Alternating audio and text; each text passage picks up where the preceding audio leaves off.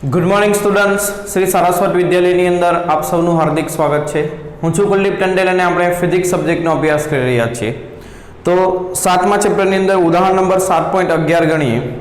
દર્શાવો કે એલસી પરિપથના મુક્ત દોલનમાં કેપેસિટર અને ઇન્ડક્ટરમાં કોઈપણ સમયે સંગ્રહિત ઉર્જાઓનો સરવાળો અચળ હોય છે.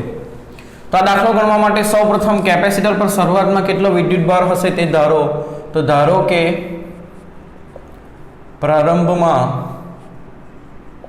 કેપેસિટર પરનો વિદ્યુતભાર Q0 છે. એટલે શરૂઆતમાં કેપેસિટર પર Q0 જેટલા વિદ્યુતભાર સંગ્રહ પામેલા છે અને ઇન્ડક્ટરમાં અત્યારે કોઈ પ્રવાહ વહેતો નથી. તો આ તંત્રની કુલ ઉર્જા, પ્રારંભિક ઉર્જા કેટલી થશે? કેપેસિટરની ઉર્જા વિદ્યુત ક્ષેત્રના રૂપમાં વત્તા ઇન્ડક્ટરની ઉર્જા ચુંબકીય ક્ષેત્રના રૂપમાં. કેપેસિટરની ઉર્જા Q²/2C અને ઇન્ડક્ટરની ઉર્જા પ્રવાહ 0 હોવાથી 0 એટલે શરૂઆતમાં ઉર્જા Q²/2C છે. હવે t સમયે અથવા તો t સમય બાદ કેપેસિટર પરનો વિદ્યુતભાર શું થશે? તો એનું સૂત્ર આપણને ખબર છે. એલસી પરિપથમાં વિદ્યુતભાર આ રીતે બદલાય, Q0 cos ωt, અને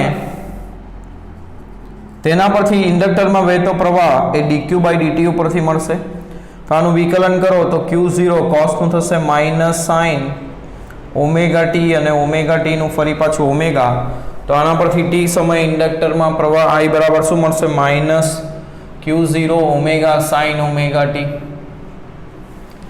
હવે t સમય બાદ અથવા તો t સમયે એવું લખી શકાય, t સમયે આ તંત્રની કુલ ઉર્જા કેટલી થશે? કેપેસિટરની ઉર્જા વિદ્યુત ક્ષેત્રના રૂપમાં અને ઇન્ડક્ટરની ઉર્જા ચુંબકીય ક્ષેત્રના રૂપમાં. t સમય વિદ્યુતભાર Q એટલે Q²/2C થશે અને આ થશે ½ Li². તો Q² બરાબર આનો વર્ગ થશે Q0 cos ωt નો, તો Q0² cos² ωt થશે /2C પ્લસ ½ L I² એટલે આનો વર્ગ કરો તો માઇનસનો વર્ગ પ્લસ થઈ જશે Q0² ω² sin² ωt. હવે આ જે દોલનની આવૃત્તિ છે ઓમેગા, તેના બરાબર શું લખાય? 1/LC. અને આના ઉપરથી ω² બરાબર શું લખાશે? 1/LC. તો એ કિંમત અહીં આગળ મૂકીએ તો Q0²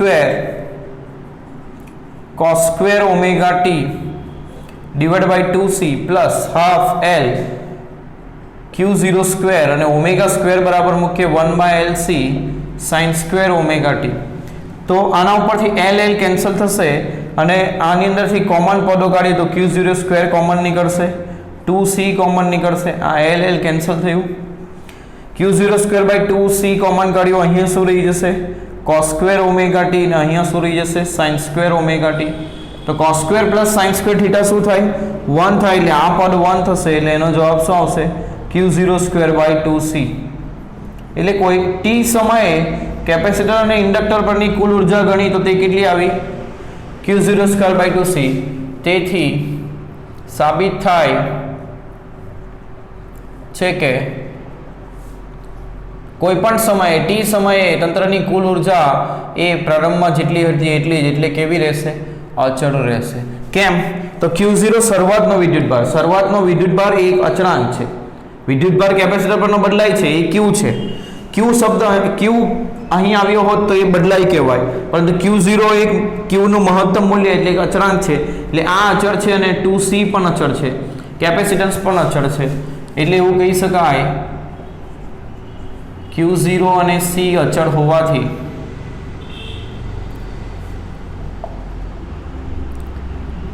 t સમયે તંત્રની કુલ ઉર્જા પણ કેવી રહેશે?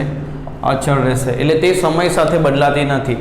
એટલે તંત્રની ઉર્જા એ કેપેસિટરમાંથી ઇન્ડક્ટરમાં જશે, ઇન્ડક્ટરમાંથી કેપેસિટરમાં, પણ તંત્રની કુલ ઉર્જા એ હંમેશા કેવી રહેશે? અચળ રહેશે. કોની અંદર? તો એલસી પરિપથની અંદર. આ કન્સેપ્ટ ખૂબ અગત્યનો, MCQ ગણવા માટે પણ. હવે આગળનો ટોપિક જોઈએ તો એ ટોપિક છે આપણો ટ્રાન્સફોર્મર્સ. હવે ટ્રાન્સફોર્મર્સ તમે ક્યાંક જોયા હશે. ટ્રાન્સફોર્મર ટોપિક કહેવાય. મર્સ એટલે કે બહુપદમાં લખ્યું છે, બહુ ઘણા બધા ટ્રાન્સફોર્મર હોય એને કહેવાય ટ્રાન્સફોર્મર્સ.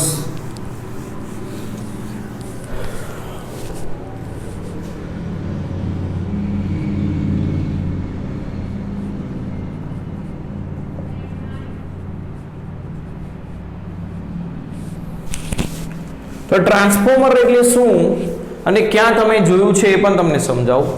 તો તમારા ઘરની આસપાસ ઘણી જગ્યાઓ પર જીવીબીનું એક બોક્સ જેવું હોય જેની અંદર લખ્યું ડેન્જર આટલા 1000 વોલ્ટ, એટલે ત્યાં જવું મુશ્કેલ છે. ત્યાં ઇલેક્ટ્રિસિટી બહુ વધારે વિદ્યુત સ્થિતિમાનના તફાવતથી આવતી હોય. તો એ જે બોક્સ છે ઇલેક્ટ્રિસિટી બોર્ડ મૂકી ગયા હોય અમુક વિસ્તારોની અંદર અમુક જગ્યાઓ પર, એ ટ્રાન્સફોર્મર છે. એ શું કામ કરે એ સમજાવું.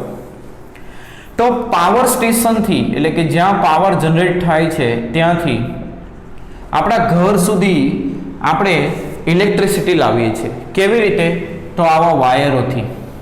આવા વાયરો આપણા માથાની ઉપરથી જતા હોય તમે જોયા હશે, અને એની અંદર આપણે ઇલેક્ટ્રિસિટી લાવતા હોઈએ.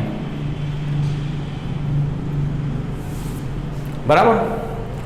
હવે આ જે વાયરો છે એનો અવરોધ, આ વાયરો બહુ મોટા હોય અને ખૂબ લાંબા પણ હોય, ઘણી દૂરથી આવતી હોય ઇલેક્ટ્રિસિટી, એટલે એનો અવરોધ વધુ હોય. અવરોધ વધુ હોય તો તેમાં વિદ્યુત પ્રવાહ પસાર થાય તો તેમાં I²R ઉર્જાનો વ્યય પણ વધુ થાય. તો જો વ્યય ઘટાડવો હોય, એકમ સમયમાં 2 પામતી ઉર્જા એટલે કે પાવર કહી શકાય, તો ઉર્જાનો વ્યય ઘટાડવો હોય તો શું કરવું પડે? અવરોધ તો ઘટાડી ન શકાય, વાયર તો બદલી ન શકાય, પરંતુ પ્રવાહ ઘટાડી શકાય. એટલે I પ્રવાહ ઘટાડવા, તેમાં પ્રવાહ ઘટાડવો. પ્રવાહ આપણે ઘટાડવાનો, પરંતુ એકમ સમયમાં અહીંથી જેટલી ઉર્જા મોકલી એટલી જ પહોંચવી જોઈએ. એકમ સમયમાં મોકલેલી ઉર્જા એટલે કે પાવર, એટલે અહીંથી જેટલો પાવર મોકલ્યો એટલો જ પાવર અહીંયા પહોંચવો જોઈએ. ઘટાડવો, પરંતુ સાથે સાથે શું કરવું? પાવર કેવો રાખવો? અચળ રાખવો. એટલે આપણે એવું કરવાનું છે કે પાવર જેટલો મોકલ્યો એટલો જ પહોંચવો જોઈએ, પરંતુ વાયરમાં પ્રવાહ ઓછો થઈ જવો જોઈએ. તો એ કેવી રીતે થશે? તો ધારો કે વિદ્યુત સ્થિતિમાનનો તફાવત છે 100 વોલ્ટ અને 10 વોલ્ટ અને પ્રવાહ છે આપણો 10 એમ્પિયર. તો આમાં પાવર કેટલો થશે? 10 × 10 V × I 100 વોટ થશે. હવે મારે પાવર 100 વોટ જ લાવવો છે, પરંતુ આ જે પ્રવાહ છે એને મારે નવો પ્રવાહ એ ઘટાડીને 1 એમ્પિયર કરવો છે. તો જો પ્રવાહ મારે 1 એમ્પિયર કરવો હોય તો વોલ્ટેજ કેટલો કરવો જોઈએ?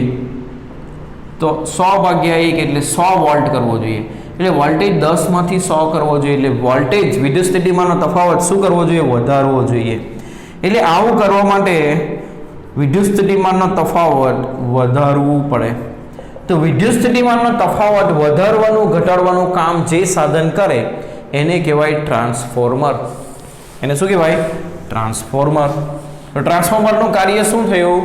તો કે ટ્રાન્સફોર્મરનું કાર્ય એ વિદ્યુત સ્થિતિમાનના તફાવતને વધારે અથવા ઘટાડે. આ કાર્ય શું કરે ટ્રાન્સફોર્મર?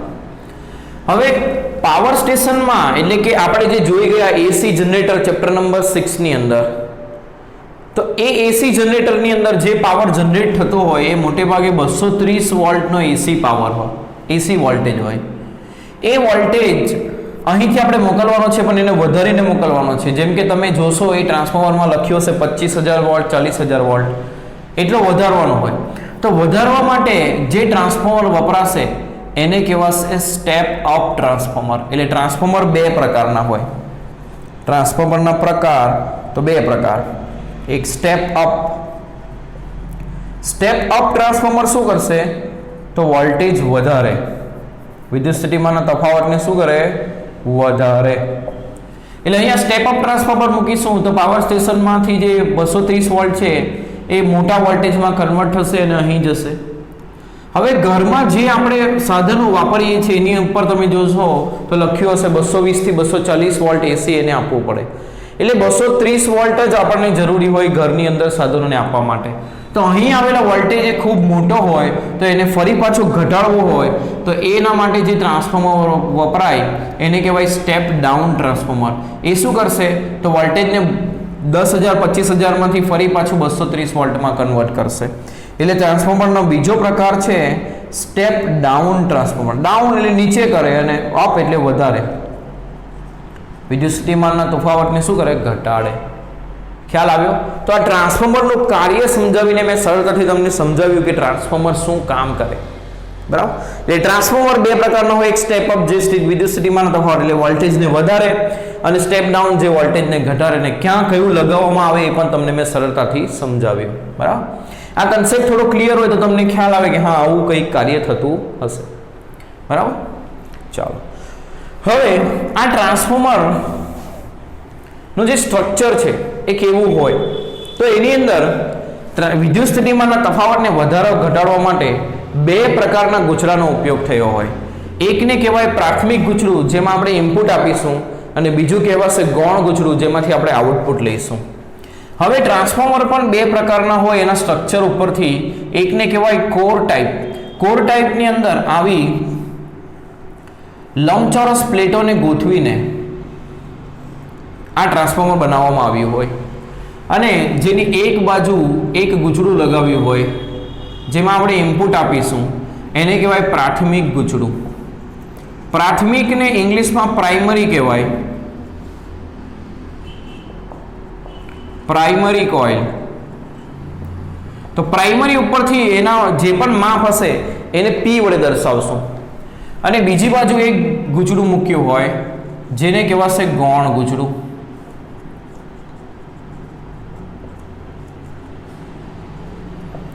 જેને સેકન્ડરી કોઇલ કહેવાય. એટલે એના બધા માપોને આપણે S વડે દર્શાવીશું.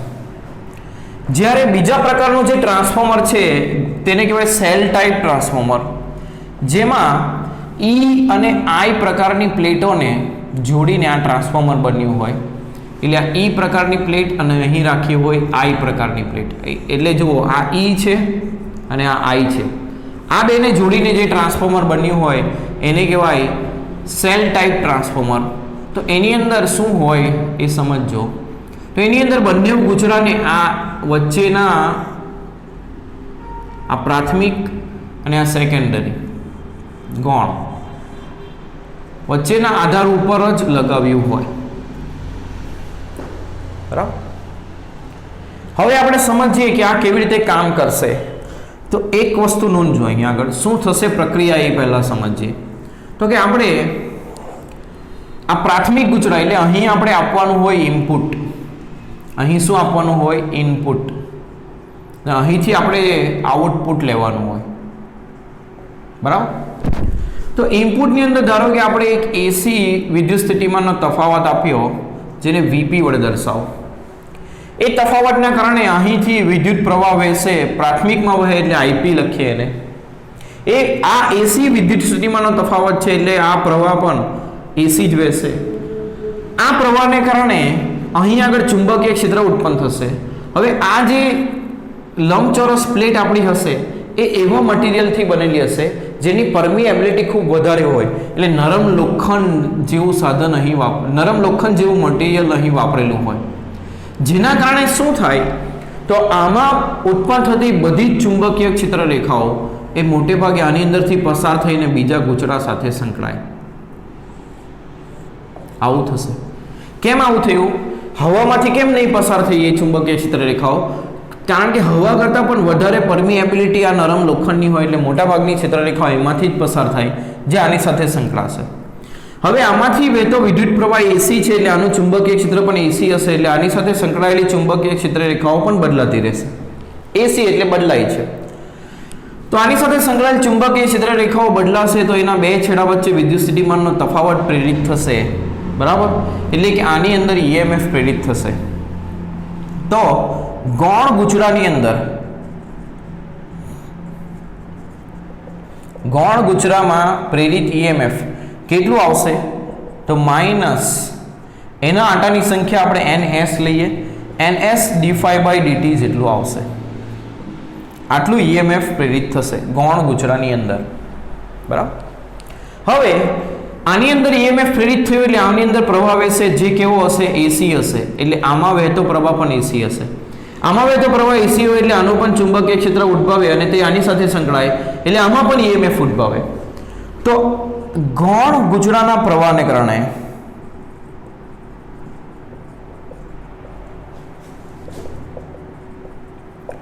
પ્રાથમિક ગુચરામાં પ્રેરિત થતું EMF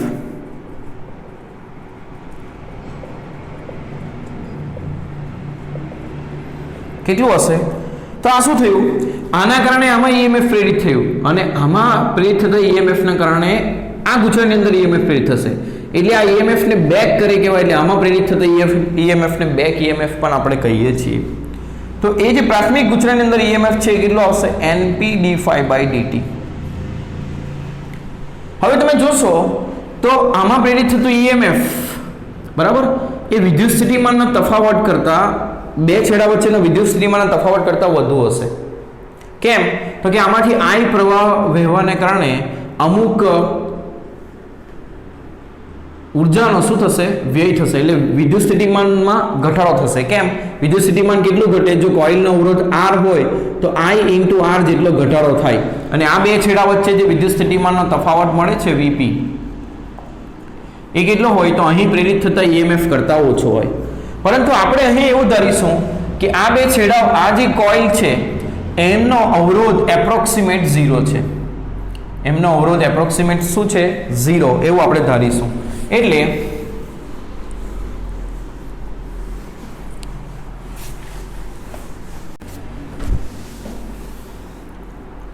ગુચરાના અવરોધ લગભગ 0 જેવા હોય છે. એટલે ખૂબ ઓછા હોય છે. તેના કારણે શું થાય? તો કોઈ વિદ્યુત સ્થિતિમાનનો તફાવત આ ગુચરાના અંદર ન પ્રેરિત થાય. એટલે કે વિદ્યુત સ્થિતિમાનમાં કોઈ ઘટાડો ન થાય. તો અહીંયા કોઇલ આગળ જે વિદ્યુત સ્થિતિમાન પ્રેરિત થયું Vp એ Vp જેટલું જ હોય.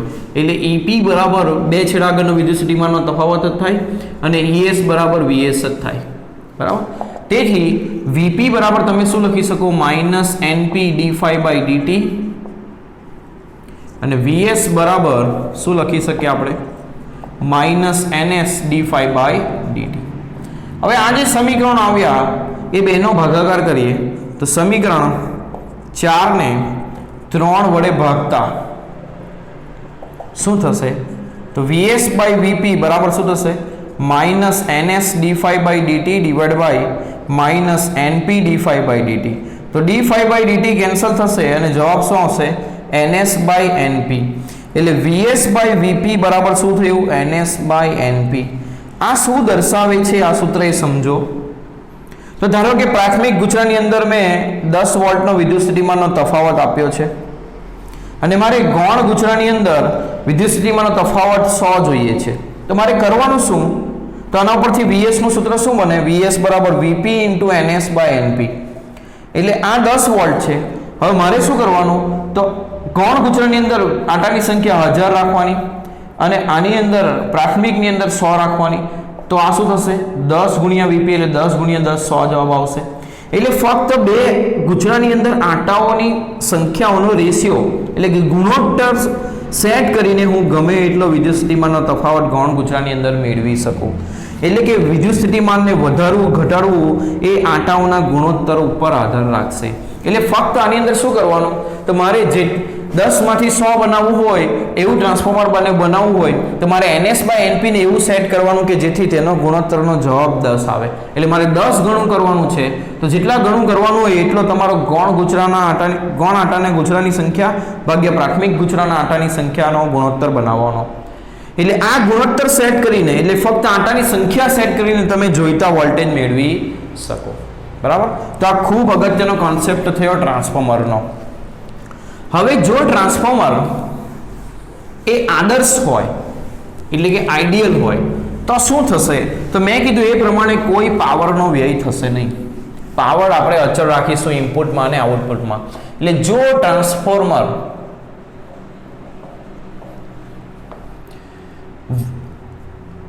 આદર્શ હોય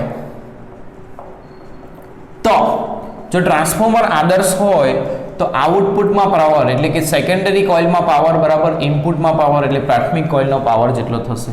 એટલે આપણે એને એવી રીતે યાદ રાખી શકીએ આઉટપુટ પાવર ગૌણ ગુજરાનો પાવર બરાબર ઇનપુટ પાવર. એટલે જેટલો પાવર આપણે ઇનપુટમાં આપ્યો એટલો જ આઉટપુટમાં મળશે, ફક્ત વિદ્યુત સ્થિતિમાનનો તફાવત વધશે કે ઘટશે તે કોના પર આધાર રાખે તો આ જે ગુજરાના આંટાઓની સંખ્યા એનો જે ગુણોત્તર છે એના ઉપર આધાર રાખશે. તો પાવર બરાબર શું થાય વિદ્યુત સ્થિતિમાનનો તફાવત ઇન્ટુ પ્રવાહ, વિદ્યુત સ્થિતિમાનનો તફાવત ઇન્ટુ પ્રવાહ આવું થશે. તો આના પરથી VS બાય VP બરાબર શું થશે IP બાય IS. તો આ સમીકરણ અને આ સમીકરણને સરખાવો તો શું ગુણોત્તર મળશે VS બાય VP બરાબર NS બાય NP બરાબર IP બાય IS. આ જે ગુણોત્તર છે એને કહેવાય ટ્રાન્સફોર્મેશન ગુણાંક. આ ગુણોત્તરને શું કહેવાય ટ્રાન્સફોર્મેશન ગુણાંક. તો પહેલું જે ટ્રાન્સફોર્મર છે સ્ટેપ અપ એની અંદર શું થશે ટ્રાન્સફોર્મેશન ગુણાંક કેવો હશે આંટાની સંખ્યા કોની અંદર વધારે હશે કોની અંદર ઓછું એ જોઈએ. તો સ્ટેપ અપ એટલે વોલ્ટેજને વધારો એટલે આઉટપુટના વોલ્ટેજ એ ઇનપુટ કરતાં વધારે હોવા જોઈએ. તો આના પરથી VS બાય VP એ 1 કરતાં વધારે હોવું જોઈએ. આના પરથી કહી શકાય કે NS બાય NP એ 1 કરતાં વધારે હોવું જોઈએ. અને આના ઉપરથી કહી શકાય કે ગૌણ ગુજરામાં આંટાની સંખ્યા પ્રાથમિક કરતાં વધારે હોવી જોઈએ. એટલે આ વસ્તુ આપણે યાદ રાખીશું સ્ટેપ અપ ટ્રાન્સફોર્મરમાં આ વસ્તુ થશે. હવે VS બાય VP ને કહેવાય ટ્રાન્સફોર્મેશન ગુણાંક R. તેથી આપણે કહી શકીએ કે સ્ટેપ અપ ટ્રાન્સફોર્મર માટે ટ્રાન્સફોર્મેશન ગુણાંક એ ગ્રેટર ધેન 1 હોવું જોઈએ. આ વસ્તુ ધ્યાન રાખવું MCQ માટે ખૂબ અગત્યનું. બીજો ટ્રાન્સફોર્મર છે સ્ટેપ ડાઉન ટ્રાન્સફોર્મર.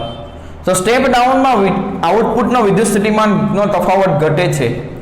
એટલે કે આઉટપુટમાં વિદ્યુત સ્થિતિમાન બે છેડા વચ્ચેનો વિદ્યુત સ્થિતિમાનનો તફાવત VS એ VP કરતાં ઓછો હશે. તો VS બાય VP એ લેસ ધેન 1 થશે. આના ઉપરથી કહી શકાય કે ટ્રાન્સફોર્મેશન ગુણાંક એ લેસ ધેન 1 હોવું જોઈએ.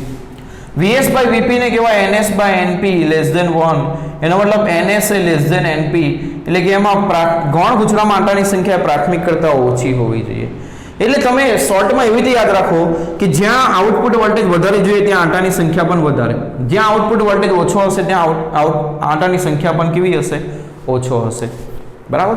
તો આ રીતે તમે યાદ રાખી શકો આ ટ્રાન્સફોર્મેશન ગુણાંક અને આ સંબંધો કે કયા ટ્રાન્સફોર્મરની અંદર કે આ જે ગુણાંક છે આ જે ગુણોત્તર છે એ કેવો હશે ગ્રેટર ધેન 1 હશે કે લેસ ધેન 1 હશે. તો આ વસ્તુ MCQ ની અંદર પૂછાઈ શકે. અને આ જે ખરું સૂત્ર IP બાય IS એ ફક્ત આદર્શ ટ્રાન્સફોર્મર માટે જ આવશે, કારણ કે એમાં ઇનપુટમાં આપેલો પાવર અને આઉટપુટમાં મળતો પાવર એ કેવો હશે સરખો હશે. પરંતુ વાસ્તવિક ટ્રાન્સફોર્મરની વાત કરીએ, કયા ટ્રાન્સફોર્મરની વાત કરીએ વાસ્તવિક. તો વાસ્તવિક ટ્રાન્સફોર્મરની અંદર એટલે ખરેખર રિયલમાં આપણે જે ટ્રાન્સફોર્મર વાપરીએ છીએ તેમાં તો વાસ્તવિક ટ્રાન્સફોર્મરમાં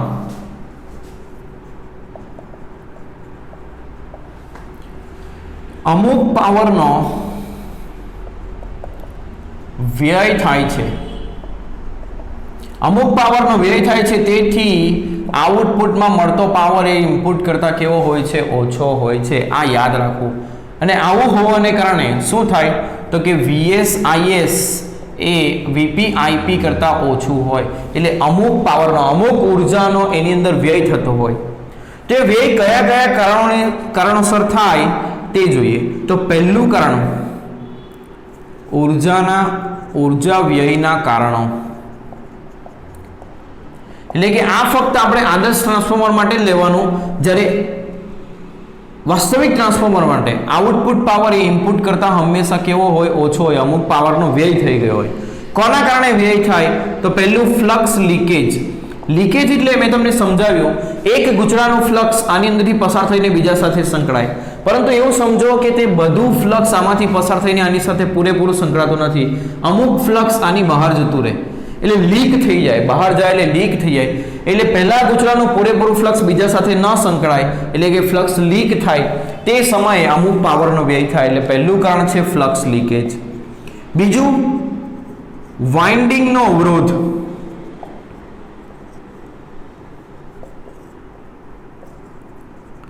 વાઇન્ડિંગનો અવરોધ એટલે આ જે ગૂંચળા છે એમાં કંઈક ને કંઈક અવરોધ હશે એટલે આ ગૂંચળામાં ધારો કે પ્રવાહ પસાર થયો આઈપી એનો અવરોધ હોય તો તેમાં આઈપી સ્ક્વેર આર પ્રમાણે ઉર્જાનો વ્યય થાય તો ઉષ્મા રૂપે આવો ઉર્જાનો વ્યય એ વાઇન્ડિંગના અવરોધને કારણે થતો હોય આપણે અહીં એવું ધાર્યું કે વાઇન્ડિંગનો અવરોધ શૂન્ય જેવો જ છે પરંતુ એવું ખરેખર તો હોતું નથી કોઈ પણ ગૂંચળું હોય એટલે તેનો અમુક અવરોધ તો હોય જ એટલે તેના કારણે ઉર્જાનો વ્યય થતો હોય એટલે કે આ કારણોસર પણ ઉર્જાનો વ્યય થાય એટલે કે ઇનપુટમાં આપેલી ઉર્જા એ આઉટપુટમાં મળતી ઉર્જા જેટલી ન હોય આઉટપુટમાં ઓછી ઉર્જા મળે અમુક ઉર્જાનો વ્યય થઈ જતો હોય ત્રીજું છે ઘૂમરી પ્રવાહ તો ઘૂમરી પ્રવાહ એટલે શું કે જ્યારે બદલાતા થતા ચુંબકીય ક્ષેત્રમાં કોઈ એક આવી સપાટી હોય તો તેના ઉપર રહેલા ઇલેક્ટ્રોન આ રીતે ગોળ આકારમાં વહન પામશે અને તેના કારણે તેની અંદર પ્રવાહ રચાશે આ પ્રવાહને કહેવાય ઘૂમરી પ્રવાહ ઘૂમરી જેવા આકારમાં દેખાય એટલા માટે ક્યાં ઉદ્ભવે તો ધાતુની સપાટી ઉપર ક્યારે ઉદ્ભવે જ્યારે આવી સપાટી બદલાતા જતા ચુંબકીય ક્ષેત્રની અંદર હોય ત્યારે બરાબર તો અહીં આગળ પણ ટ્રાન્સફોર્મરની અંદર પણ ચુંબકીય ક્ષેત્ર આપણે જે વિદ્યુત સ્થિતિમાનનો તફાવત આવે એસી છે એટલે એનું ચુંબકીય ક્ષેત્ર પણ એસી છે તો તેની અંદર આ જે પ્લેટો છે તેની અંદર ઘૂમરી પ્રવાહ ઉદ્ભવે તો આવા ઘૂમરી પ્રવાહને કારણે પણ ઉર્જાનો વ્યય થાય I2RT પ્રમાણે બરાબર એટલે ઘૂમરી પ્રવાહને કારણે પણ ઉર્જાનો વ્યય થાય છે બરાબર હવે એ વ્યય ઘટાડવા શું કરવામાં આવે તો મેં તમને કીધું એ પ્રમાણે આવું આપણે એક બનાવવાનું છે લંબચોરસ બોક્સ પણ એને કેવી રીતે બનાવવાનું તો આવું આખું બોક્સ એક જ ધાતુથી નહીં બનાવવાનું એટલે કે એક જ પ્લેટનું આવું બોક્સ નહીં હોય પણ શું કરવામાં આવે તો આવી પાતળી પ્લેટોને એક પછી એક જોડીને બનાવવામાં આવે એટલે આ એક પ્લેટ મૂકી પછી બીજી મૂકી ત્રીજી મૂકી આવી રીતે જોડીને આવી જાડી પ્લેટ બનાવવામાં આવે એનું કારણ તો કે આ જે ઘૂમરી પ્રવાહ વહેવા માટે જે રસ્તો છે એને ઓછો મળે જો આટલી પ્લેટ જાડી હોય તો એને ઘૂમરી પ્રવાહ વહેવા માટે ઘણો મોટો રસ્તો મળે ઘણો મોટો માર્ગ એટલે ઘણા મોટા માર્ગે ઘૂમરી પ્રવાહ હોય એટલે ઉર્જાનો વ્યય પણ વધારે થાય પરંતુ અહીં ઘૂમરી પ્રવાહ વહેવા માટે માર્ગ બહુ નાનો થઈ જાય પતલી પ્લેટો બનાવો તો એના કારણે ઘૂમરી પ્રવાહ ઘટી જાય અને ઉર્જાનો વ્યય ઘટી જાય ત્રીજું હિસ્ટેરિસિસ ચોથું કારણ શું છે હિસ્ટેરિસિસ તો હિસ્ટેરિસિસ એટલે શું તો કે આપણે અહીં આગળ જે પદાર્થ વાપર્યો ટ્રાન્સફોર્મર બનાવવા માટે તો તે ગૂંચળાની અંદર છે એટલે ગૂંચળામાં ચુંબકીય ક્ષેત્ર ઉત્પન્ન થવાને કારણે તે પદાર્થનું ચુંબકીયકરણ થશે અને એ ચુંબકીયકરણ ઉલટાતું રહેશે કારણ કે અહીંયા પ્રવાહ એસી છે ચુંબકીયકરણ ઉલટાવાને કારણે અમુક ઉર્જાનો વ્યય ઉષ્માના રૂપે થાય જેને આપણે હિસ્ટેરિસિસ કહીએ તો એવા પદાર્થો વાપરવાના કે જેમાં હિસ્ટેરિસિસ ઉર્જાનો વ્યય ઓછો હોય તો આ ચાર કારણોસર ટ્રાન્સફોર્મરની અંદર ઉર્જાનો વ્યય થતો હોય એટલે વાસ્તવિક ટ્રાન્સફોર્મરની અંદર આઉટપુટમાં મળતો પાવર એ ઇનપુટ કરતાં કેવો હોય હંમેશા ઓછો અને આદર્શ લીધું હોય તો જ આઉટપુટમાં મળતો પાવર એ ઇનપુટ જેટલો હોય આ પણ એમસીક્યુમાં પૂછાય છે એટલે ખાસ ધ્યાન રાખો બીજો એક પ્રશ્ન આની અંદર ખૂબ અગત્યનો એમસીક્યુ માટે તો કે અહીં જો પ્રાથમિક ગૂંચળામાં વહેતો પ્રવાહ બદલાશે એટલે તેનું ચુંબકીય ક્ષેત્ર બદલાશે તો જ બીજા ગૂંચળાની અંદર EMF પ્રેરિત થશે જો પ્રવાહ અચળ હોય પ્રવાહ કેવો હોય પ્રાથમિક ગૂંચળાની અંદર અચળ હોય એટલે કે આનું ચુંબકીય ક્ષેત્ર પણ જો અચળ હોય ચુંબકીય ક્ષેત્ર અચળ હોય તો બીજા ગૂંચળા સાથે સંકળાયેલ ફ્લક્સ બી અચળ હોય તો આમાં EMF પ્રેરિત નહીં થાય એટલે EMF પ્રેરિત થવા માટે આમાં પ્રવાહ બદલાવો જોઈએ તો જ ચુંબકીય ક્ષેત્ર આનું પહેલા ગૂંચળાનું બદલાય અને બીજા સાથે સંકળાયેલ ફ્લક્સ બદલાય પ્રવાહ બદલાવો જોઈએ એટલે પ્રવાહ કેવો હોવો જોઈએ એસી હોવો જોઈએ એટલે યાદ રાખશું આપણે કે ટ્રાન્સફોર્મર ફક્ત એસી સ્ત્રોત પર જ કામ કરે છે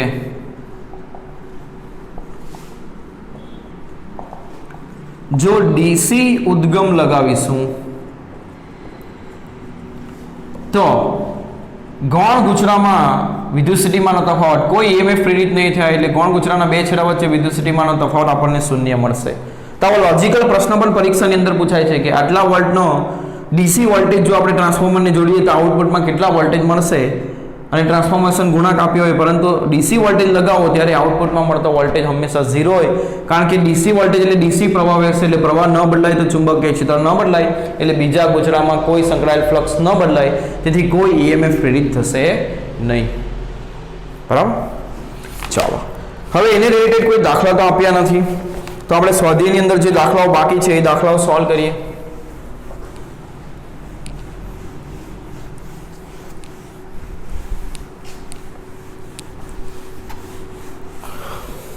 તો દાખલો નંબર 7.7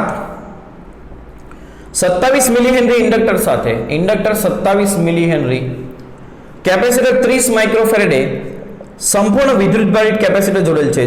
તો પરિપથમાં થતા મુક્ત દોલનોની આવૃત્તિ LC પરિપથમાં દોલનની આવૃત્તિ 1/√LC થાય. એટલે આ જ કિંમત શોધવાની 1/√L બરાબર 27 મિલી એટલે 10⁻³ અને C 30 ગુણ્યા 10⁻6. 27 ગુણ્યા 30 કરો તો કેટલા થશે? 27 તરી 81 એટલે 810 થવું જોઈએ. 27 ગુણ્યા 30 એટલે 810 થશે. ગુણ્યા 10ની ઘાત કેટલી? તો -9. હવે -9 નું વર્ગમૂળ ન નીકળે એટલે આપણે શું કરીએ એને? તો કે 81 × 10⁻8 લખી શકીએ. 81 નું વર્ગમૂળ થાય 9, 9 × 9 81 અને 10⁻8 નું વર્ગમૂળ થાય 10⁻4. 10⁻4 ને ઉપર લઈ જાઓ 10⁻4 ભાગ્યા 9 એટલે 10⁻4 એટલે 10,000 ભાગ્યા 9 કરીએ તો જવાબ આવશે 1111.11 રેડિયન પ્રતિ સેકન્ડ. અને જો એને હર્ટ્ઝમાં તારવવું હોય તો ઓમેગા બરાબર 2πf લખવાનું, એના બરાબર 111.11. તો f બરાબર શું થશે? 11.11 ડિવાઇડ બાય 2π એટલે ડિવાઇડ બાય 2 કરીએ અને ડિવાઇડ બાય 3.14 કરીએ તો આપણો જવાબ આવે 176.92 હર્ટ્ઝ. આ હર્ટ્ઝમાં જવાબ મળશે. ખ્યાલ આવ્યો? આગળનો પ્રશ્ન સોલ્વ કરીએ. 7.8 એની અંદર આ જ પ્રશ્નનો ઉપયોગ કરવા કીધો છે. તો આ જે ઓમેગા છે એ આપણે રાખવું પડશે. 7.7 માં કેપેસિટર પરના પ્રારંભિક વિદ્યુતભારનું મૂલ્ય એટલે શરૂઆતમાં કેપેસિટર પરનો વિદ્યુતભાર 6 મિલીકુલમ છે. તો પ્રારંભમાં પરિપથમાં સંગ્રહિત કુલ ઉર્જા પ્રારંભમાં પરિપથમાં સંગ્રહિત ઉર્જા કેટલી થશે? કેપેસિટરની ઉર્જા વત્તા ઇન્ડક્ટરમાં સંગ્રહિત ઉર્જા. કેપેસિટરની ઉર્જા q²/2c અને ઇન્ડક્ટરમાં પ્રવાહ 0 હશે પ્રારંભમાં એટલે એમાં ઉર્જા કેટલી હશે? 0. 6 નો વર્ગ એટલે 36 મિલી નો વર્ગ એટલે 10⁻6 2 c બરાબર કેટલા ફેરેડે હતા? તો 30 માઇક્રોફેરેડ એટલે 30 ગુણ્યા 10⁻6. તો 10⁻6 કેન્સલ, 6 × 36 ને 6 × 30 તો 5 × 10 એટલે 0.6 જૂલ જેટલી ઉર્જા હશે પ્રારંભમાં. બરાબર. પછીના કોઈ સમયે કુલ ઉર્જા કેટલી હશે? તો આપણે એક વસ્તુ તારવવી કે LC પરિપથમાં કોઈ પણ સમયે ઉર્જા t સમય ઉર્જા કેટલી હોય? પ્રારંભિક જેટલી જ હોય એટલે અચળ જ રહે એટલે એ પણ કેટલી આવશે? 0.6 જૂલ જ આવશે કોઈ પણ સમયે ઉર્જા. તો એ પણ જવાબ આવશે કેટલો? 0.6 જૂલ. આગળનો પ્રશ્ન સોલ્વ કરીએ. 7.10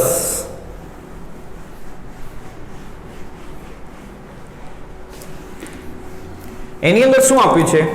એક રેડિયો માઇક્રોવેવ બ્રોડકાસ્ટ બેન્ડ આવૃત્તિ પ્રારંભિક આપી છે કેટલી? 800 કિલોહર્ટ્ઝ અને અંતિમ આપી છે કેટલી? 1200 કિલોહર્ટ્ઝ.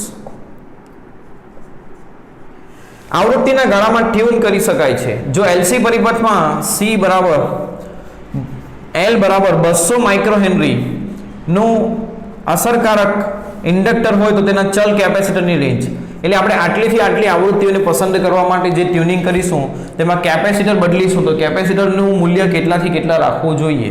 ચલ એટલે બદલી શકાય તેવું કેપેસિટર. તો એ કેટલું રાખવું જોઈએ તે શોધીએ. તો આવૃત્તિનું સૂત્ર, કોની આવૃત્તિનું સૂત્ર ટ્યુનિંગ માટે શું આવે? 1/√LC. અને આવૃત્તિ સામાન્ય આવૃત્તિ શોધવી હોય તો 2πf મૂકી દેવાનું તો f બરાબર શું થશે? 1/2π√LC. તો આના ઉપરથી આનો વર્ગ કરીએ તો f² બરાબર શું થશે? 1/4π²LC. આના ઉપરથી c ની કિંમત શું થશે? 1/4π²L f0². તો આના પરથી પહેલું આ આવૃત્તિ માટે કેટલું કેપેસિટન્સ રાખવું પડે તે વિચારીએ. તો 1/4π²L f1² કિંમતો મૂકીએ તો 1/4 3.14 નો વર્ગ. L કેટલું છે? તો 200 માઇક્રોહેનરી એટલે 200 ગુણ્યા 10⁻6 f1² 800 કિલોહર્ટ્ઝ એટલે 8 ગુણ્યા 10⁵ હર્ટ્ઝ લખાય એટલે 8 નો વર્ગ 64 અને 10⁵ નો वर्ग 10 ની 10 ઘાત તો 10 ની 6 ઘાત ને ઉપર લઈ જઈએ તો 10 ની પ્લસ 6 ઘાત એટલે 1 ની પાછળ 6 0 લગાવવાના divide by 4 divide by 3.14 divide by 3.14 divide by 200 divide by 64 તો જવાબ આવશે 1.98 into 10 પાવર -10 થશે ઉપર જશો તો 198 into 10 પાવર -12 ફેરેડે લખાય એટલે 198 પીકો ફેરેડે.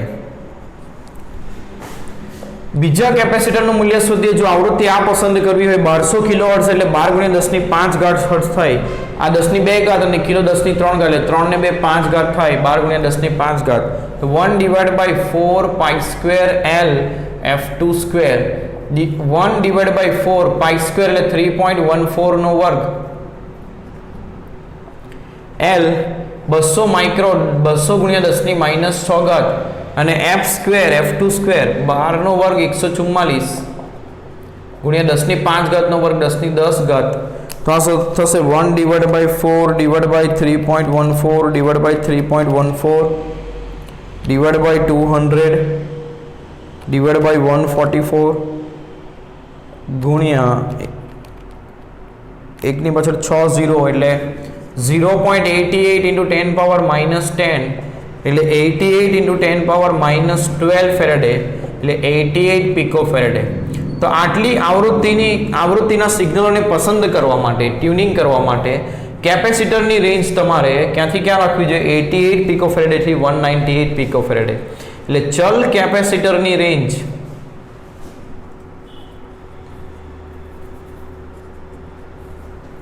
88 પીકો ફેરેડે થી 198 પીકો ફેરેડે હોવી જોઈએ.